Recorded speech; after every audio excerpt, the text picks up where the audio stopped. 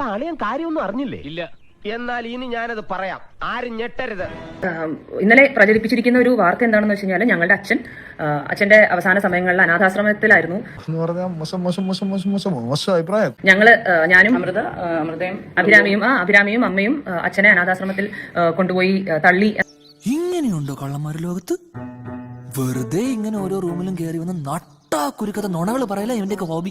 അരിയണനൊക്കെ ചെയ്ത സംഭവം കണ്ടപ്പോ സത്യം പറഞ്ഞ ഞങ്ങൾക്ക് ഭയങ്കര ഹേർട്ടായി.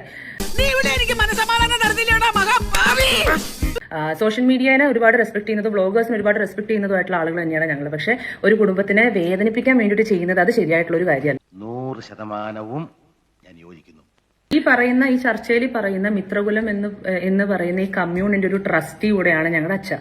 എന്തോ ഞാൻ എന്താ പറഞ്ഞു? അതിന് തന്നാരും വിളിച്ചില്ല. വിളിച്ചു തന്നെയല്ലേ? എങ്ങനെയാ ആവശ്യത്തെ കാര്യങ്ങൾ ഇടപെടുത്താ? മിത്രകുലത്തില് ഞാനും അഭിരാമിയും ഞങ്ങളുടെ അമ്മയും ഞങ്ങൾ എല്ലാവരും കൂടെ പലതവണ അവിടെ പോയിട്ടുണ്ട്. ഞങ്ങൾ അവിടെ അസോസിയേറ്റ് ചെയ്യുന്നതാണ്. അത് മാത്രമല്ല അച്ഛൻ ഇതേപോലെ ഒരുപാട് കമ്മ്യൂണികളുടെ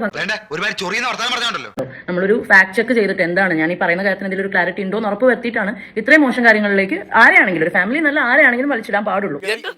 എന്ത് കാര്യത്തിനാണത്? ഒരു സുഖം, ഒരു മനസുഖം, ഒരാളെ ഒരുപാട് ബിയോണ്ട് ഹ്യൂമൻ എന്നൊക്കെ പറഞ്ഞ് കുറച്ച് ഏജ്ഡ് ആയിട്ടുള്ള ആൾക്കാരുടെ അവരെ സംഗീതം പഠിപ്പിക്കുക, അവരെ സ്റ്റേജിൽ കൊണ്ടുവരിക, അവരുടെ കൂടെ ടൈം സ്പെൻഡ് ചെയ്യുക, ഇങ്ങനെയൊക്കെയുള്ള കാര്യങ്ങൾ വളരെയധികം മുന്നിൽ നിന്ന് അത് അച്ഛയുടെ ഒരു മെയിൻ ആയിട്ടുള്ള അച്ഛന് ഇഷ്ടപ്പെട്ടിരുന്ന ഒരു കാര്യമാണ് ചെയ്യാൻ. അപ്പൊ അതിൽ ഞങ്ങൾ ഒരിക്കലും അച്ഛയുടെ ഒരു തീരുമാനങ്ങളിലോ അല്ലെങ്കിൽ അച്ഛയുടെ ചോയ്സുകളോ ഒന്നിലും ഞങ്ങൾ കയറി ഇടപെട്ട് ഇത് ചെയ്യുന്ന പറയുന്ന മക്കളും അല്ലേ. അതൊന്നും എനിക്കറിയാൻ മേല. ഇങ്ങനെ എന്തെങ്കിലുമൊക്കെ പറയുമ്പോഴേ എന്റെ മനസ്സിനൊരു സന്തോഷം ഉണ്ടാവുള്ളൂ.